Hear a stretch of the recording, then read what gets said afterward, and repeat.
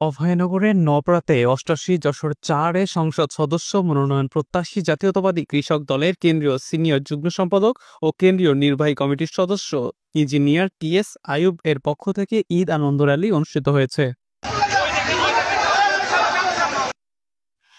ঈদ র্যালির শুরুতে সংক্ষিপ্ত সভায় উপস্থিত ছিলেন অভয়নগর থানা যুবদলের সভাপতি বাকিউজ্জামান রানা, পৌর যুবদলের সদস্য সচিব মোহাম্মদ সোহাগ, উপজেলা বিএনপির সহ সম্পাদক আসাদুল্লাহ আসাদ, উপজেলা ছাত্রদলের আহ্বায়ক নাঈমুদ্দিন বিজয়, সদস্য সচিব তকিবুর রহমান, পৌর বিএনপির সহ সভাপতি শাহ জুবায়ের রহমান সহ অন্যান্য নেতৃবৃন্দ।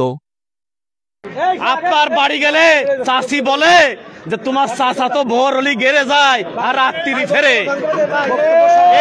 এই সময় তারা নপড়া ইনস্টিটিউট থেকে মিছিল সহকারে যশোর খুলনা মহাসড়কের পুরাতন বাস স্ট্যান্ড প্রদক্ষিণ করে।